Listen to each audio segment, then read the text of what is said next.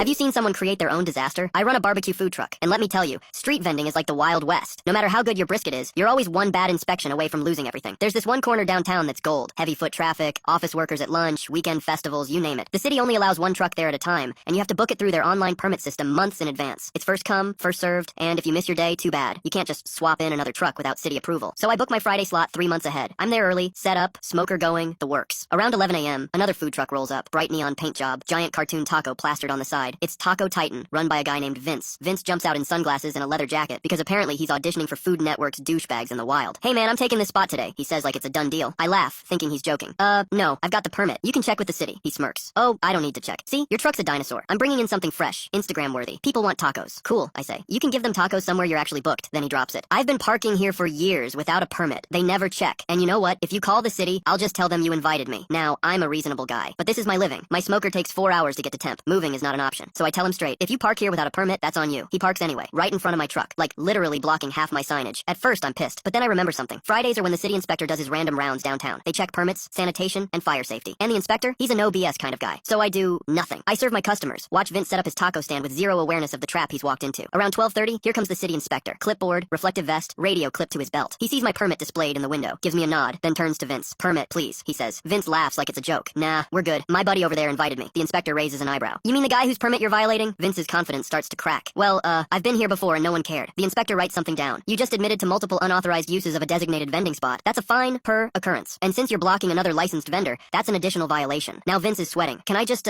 move my truck? The inspector looks up. Sure. After you shut down, pack up, and pay the citations. Oh, and health inspections due, so we'll be doing that too. That's when it gets good. The inspector opens Vince's fridge and finds raw chicken stored next to ready-to-serve toppings. That's a cross-contamination violation so big it might as well come with a siren. Meanwhile, the lunch crowd is watching all of this. People who had been in line for tacos suddenly decide maybe they don't want salmonella and wander over to my truck instead. Vince's girlfriend, who's running the cash register, starts hissing at him. I told you to get the damn permit! By the time it's over, Vince has 3 separate fines, a mandatory health inspection shutdown, and a city official watching him tow his own truck out of there. And here's the rage bait part. As he's leaving, he shouts, "You think this makes you the good guy?" Like I called the inspector. No, buddy. You just picked the one day of the week when the city actually checks this stuff and parked yourself right in the spotlight. The kicker? The inspector told me later that Vince's permit application history is flagged now, which means every time he applies for a vending spot, the system will pull his violations first. In other words, the guy can't even try to book that corner for the next 2 years. My sales that day, record high. And when people asked, what happened to the taco guy, I just said, he bit off more than he could chew.